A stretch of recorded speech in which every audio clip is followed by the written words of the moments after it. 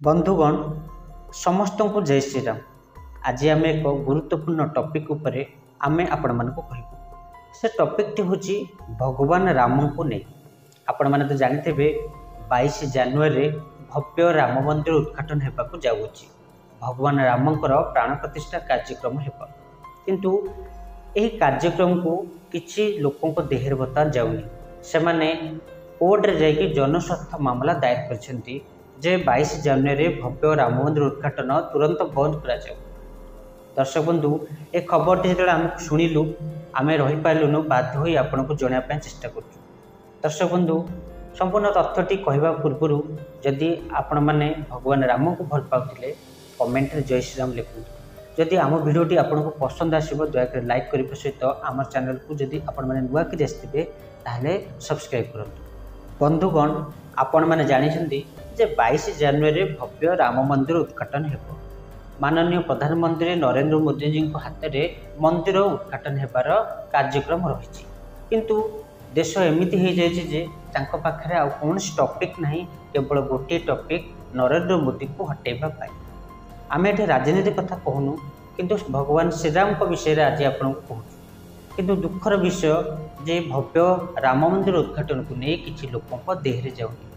से माने कोर्ट रे जाइए जनस्वार्थ मामला दायर कर पूर्व आपण मैंने जानते राजनीतिक दल हो कि राजनैतिक व्यक्ति विशेष हूँ से माने यही राम मंदिर को नहीं वर्तमान खुशी नहांती।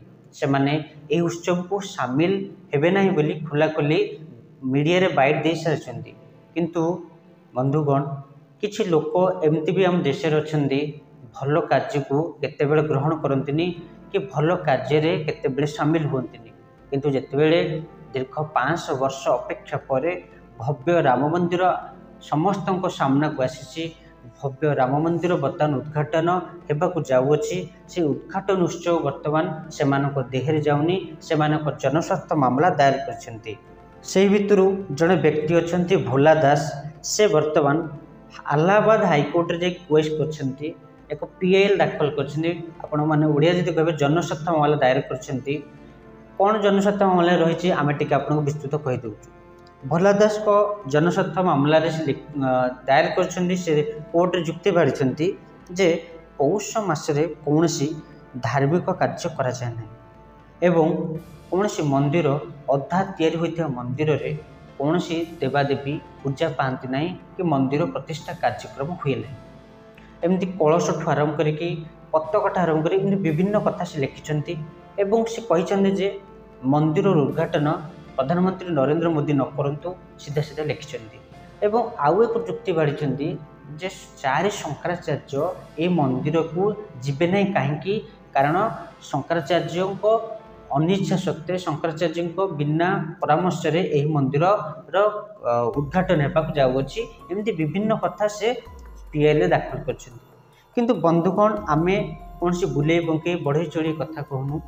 जिते मंदिर या मंदिर उद्घाटन तारीख जो पंडित मैंने धार्य करेंगे कौन छोट मोट पंडित नुहे ना, अनेक देशर बड़ बड़ बछा बछा पंडित माने नक्षत्र देखी हिंदू कैलेंडर देखी 22 जनवरी ही बाछी पुणी सोमवार दिन। और से मूर्ख ना कौन से 22 जनवरी भाभी, किंतु अधा तैयारी मंदिर विषय कौन से विषय जापारे ना जे से 22 जनवरी रखिले।